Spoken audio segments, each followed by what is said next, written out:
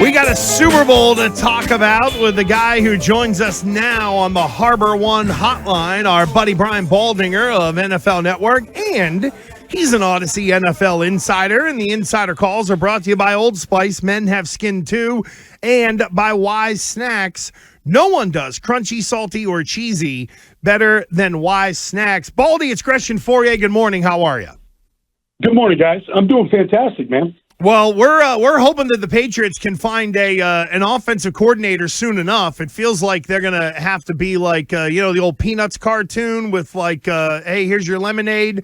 They're gonna set up a stand and start interviewing people. Hopefully they call you, Baldy, but we'll get to that because I want to get to these conference championship games, and it feels like with all the buzz surrounding both that they haven't been talked about very much. I'm curious, Baldy, because you break it down from the inside out. What stood out to you about the way the Chiefs found a way to beat Baltimore in a year where it seemed like everything was set up for Baltimore to go to the Super Bowl? Yeah, I agree. A couple things. One, for whatever reason, Spags' game plan, Steve Spagnuolo, the defensive coordinator, he said we're gonna play our three big linebackers, Nick Bolton, Drew Tranquill, Leo Chenal, and we're gonna just basically crowd the box. And we're going to stop you from running the ball and deter you from running it. And they did, surprisingly. Lamar had two designed runs the entire afternoon. He had a couple scrambles, but only two designed runs. And so Spags said, we'll put our corners on your wide receivers, and we're going to man you up. And if you can beat us, you beat us that way. And honestly, they had 8 incompletions on deep shots down the field.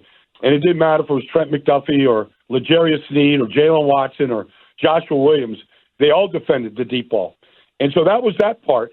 And then on offense, I thought a big part of the game plan, especially in the first half, was let's get the ball out of Mahomes' hands as quickly as possible. We don't care if it's a 4-yard stop route to, Travis Kelce, whoever it is. We're going to throw the ball before you can get to us. And the league, the team that led the league in sacks, we're not holding the ball. We're just going to stay on schedule. We'll take our 4, 5, 6 yards off our stash rash play, whatever it is. And we're going to move the ball that way. And they did. And it was a good game plan for much of the first half to, be able to put up 17 points. So does the narrative stay the same when it comes to Lamar Jackson? Yeah, I think so. Because whether it's his fault or Todd Monken's or whatever, it always falls on the quarterback.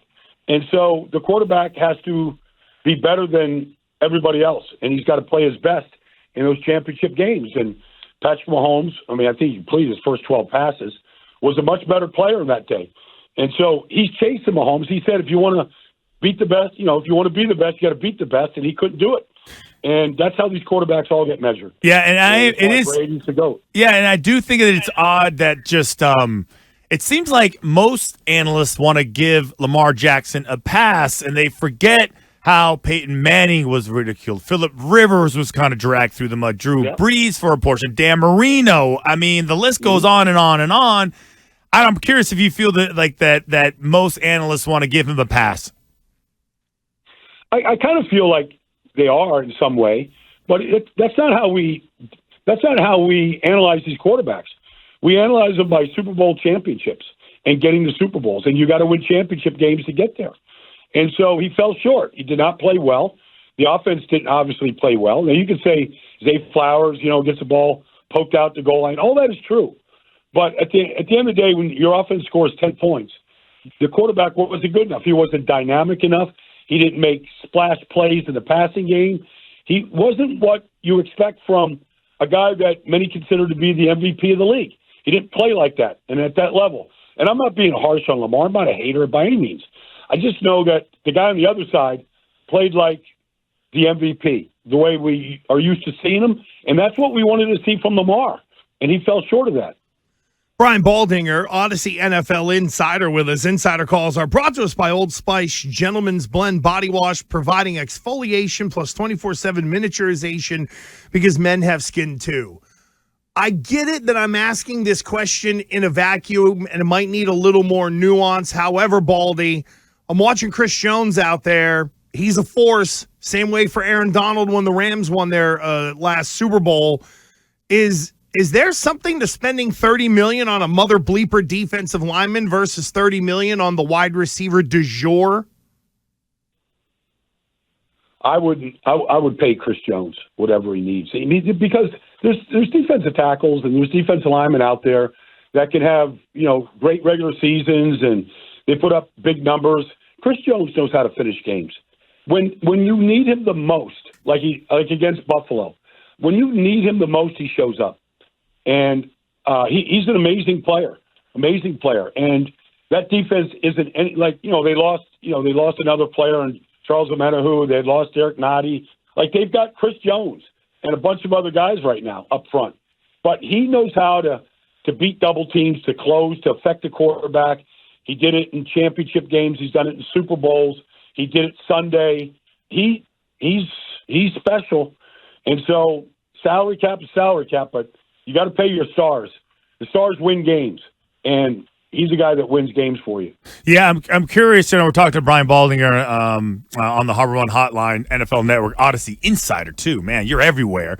The Detroit game, it's been picked apart like crazy, and more importantly, the decisions that Dan Campbell made. Where do you stand on a guy? I feel like, on one hand, he has the courage of his convictions, and he is who he is, and the other hand, he can't read the room. What's your opinion on how he handled the last 6 minutes of that game? Well, I think really the critical one was 4th and 2 at the 28 after the 49ers in the third quarter took their drive down, to cut the lead to 24-10. And so I thought at the 28-yard line, you picked up Badgley because you thought he was a better kicker than Patterson. And then, you have a 45-yard field goal attempt there to go back up 3 scores with 7 minutes left in the third quarter. If you just think about it, you're up 3 scores with 7 minutes left in the third quarter. I feel like you stop the momentum of San Francisco. You don't give him a chance. Yes, should Josh Reynolds catch the ball? Yeah. It's not a great play. It's not a great throw. You could make the catch, and you keep marching, take time off the clock, maybe maybe score a touchdown and put the game on ice. I understand the aggressiveness, but you're up 3 scores with 7 minutes to go. You're in good shape. I just think in that moment, they probably should have kicked the field goal. I'm with you on that, Baldy. Christian and I broke that down a bunch. Then there is the group in San Francisco, and why do you think there are people who are hesitant, Baldy, to give Brock Purdy any type of flowers? Yeah, I don't get it. I don't. I've been a big fan since the first. I did some of his games at Iowa State. I didn't know he was going to be this at Iowa State, but the kid he's a silent assassin. Forget about where he's drafted. Forget about what he looks like. The guy's literally statistically has been the best quarterback in the league for 2 years in a row, and they attack the middle of the field the way Mike Martz used to attack the middle of the field with Kurt Warner. It takes a certain amount of guts. It takes a certain amount of fearlessness to be able to attack the middle of the field the way he does, and that's how he plays the game. And if Malcolm Rodriguez gets one because his hand gets hit, he gets one, but it doesn't affect him. It doesn't. There's no hangover effect to him. The guy just marches on, and everybody in that organization, especially the players, they believe in that guy 100%, saying that he's as good as what you have to be to win a Super Bowl. Whatever the naysayers are out there, I don't know if they're really watching the games, to be honest. Yeah, and I also think it is interesting. I think the whole I went to Iowa State kind of is a knock on him. And even when you look at, I was looking at what he did in high school. He got offered a scholarship from Alabama. He got offered a scholarship from Illinois. He got offered from smaller schools, and he chose Iowa State. Whatever, it seems to work. But back to the Patriots, Baldy, because looks like, here we go. Man. What do you make of the fact that they're interviewing so many offensive coordinators? What is they got a defensive coordinator now, they got a special teams coordinator now, they still just can't figure out what they want to do on offense. Well, do any of the guys they're interviewing want the job? Because it's a hard job. What are you working with? You got a depleted roster. Nobody believes that a Super Bowl winning quarterback is on the roster or somebody that can turn a dreadful offense around. I want to know what offensive coordinator that's out there wants that job. Now, Jared Mayo may be a great guy to work for, and he might be a miracle worker. None of us know. But that's a difficult job right now. It's not like, the Philadelphia Eagles were interviewing guys. It's not like, okay, coming to Philly, you got a great offensive line, you got a quarterback that has played at a high level, you've got stud receivers. I mean, that's a good job. I don't know that the Patriots is a good job, and maybe that's one of the reasons why they're interviewing so many people, because maybe some of them are just going up there going, well, let's just see what the plan is. What's the plan from an organization? How are we going to fix this thing? Because nobody's going to win with the talent that they have right now at their skilled positions on offense. Do you think that's why they're, leaning towards inexperienced passing game coordinators, assistant to the assistant? You think that's why they're shopping in that barrel bin? Maybe. I mean, I don't know what they're looking for. I don't know what I don't know what Jared Mayo wants. Does he want a disciple of Sean McVay and Kyle Shanahan, where it's just going to be motions and shifts and formations, and we're just going to pre-snap, read you to death? Does he want that? Does he want, a Mike Vrabel type offense, which is we're just going to pound the football and we're going to do some play action and we're not going to get too crazy? I don't know what he wants, and so and I don't know if he knows what he wants. Oh. I haven't heard him declare.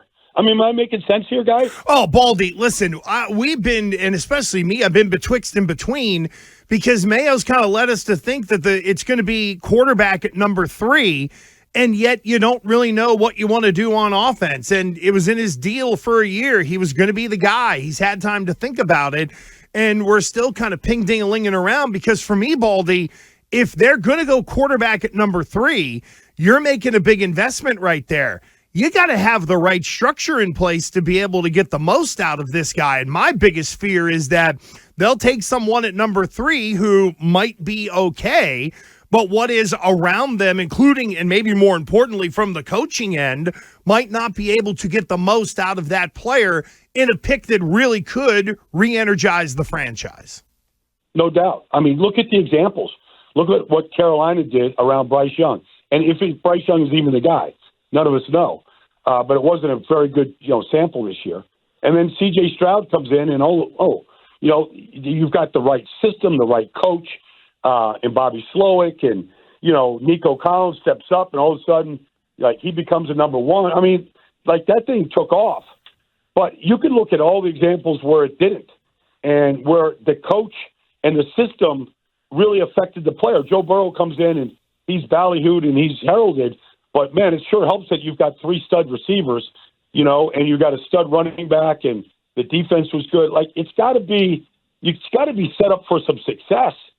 And the system is important, and who calls the plays and how they call them are really, really important. So, Baldy, I think you're pretty level-headed, right? You're pretty open-minded. You're not you don't get caught up in the shenanigans of, and you're never a victim of the moment. That's all I'll say. Baldy is never a victim of the moment. He has the ability to see through the BS. Okay, I'm giving you. Yeah. That's my way of giving you a compliment. You mean he's seeing through the BS of you right now? No, I'm not leading the witness at all. I'm not trying to get you to. Hold on. Yeah, I'm writing it down. I'm writing it down on a whiteboard right now. Okay, because I was busting Gresh a little bit yesterday because all the victim of the moments when it came to greatest of all time. Right? Let's just play this game real quick, and suddenly. Yeah. Brady was the greatest of all time, and all his 23 years and all his accomplishments that just seem to be it's unrecognizable when you line them all up. And suddenly, here we go.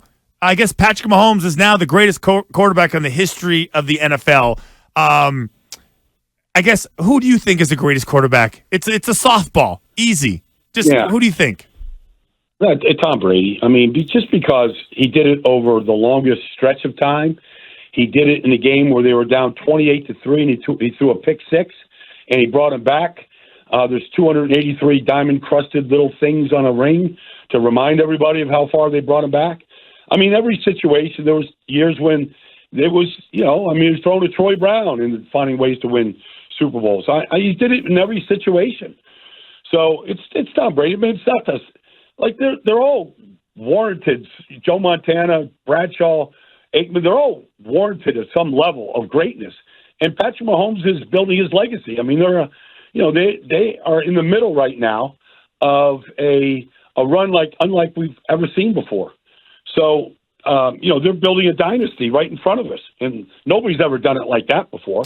So you can put different categories in there, but I think Brady deflected the question yesterday or whenever it was, like, really good. Like, he just wanted to be the best he could be, and he wasn't thinking about being the GOAT. And I don't think Mahomes is either. I just think he's enjoying this run for as long as it can last. And Baldy, last thing for you. I know the Super Bowl is coming up. I know that there will be a pop star flying in from Japan.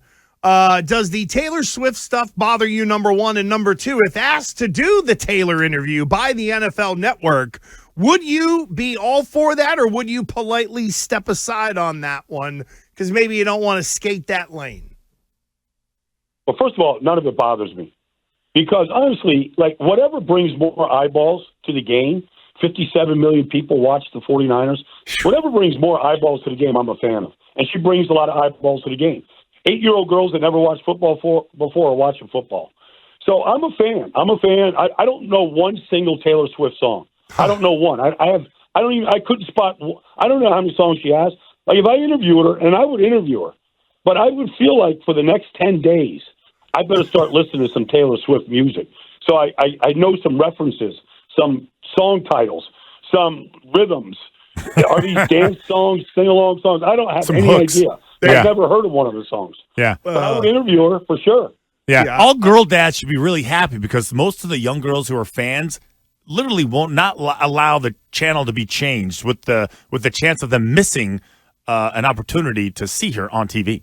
It's crazy. Hey, real quickly, here's the last one for me. I forgot to ask you this. Would you give Kirk Cousins 2 years, $90 million? I love Kirk Cousins. That's a big ticket. Right? You think he'll get it? Yeah, I don't. Probably. I mean, like, he probably will get it. Like, he's probably the wealthiest quarterback of all time right now, the contracts that he's been getting. Yeah. So, I haven't done the math or anything like that, but I don't like writing checks for $90 million for guys that, finished the game with a torn Achilles. You never know just how you're going to come back from that. Great stuff, Baldy, as always. Thanks a bunch. We appreciate it, and we'll catch you next week for some Super Bowl preview. Thank you. Thanks, buddy. I'm going to study some Taylor Swift this week. There you go. There you go. 1989, Baldy. Start there. You'll be in good shape. Thank you, buddy. Is that the name of a song? That is, you know what? You'll figure it out. Baldy, thank you, man. There goes our guy, Brian Baldinger of NFL Network. He's an Odyssey NFL insider. Insider calls brought to you by Old Spice. Men have skin, too.